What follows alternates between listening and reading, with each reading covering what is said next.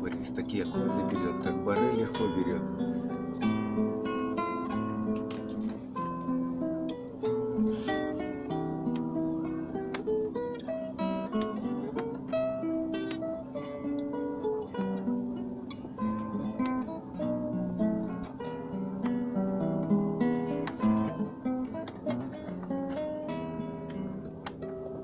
Замечательно.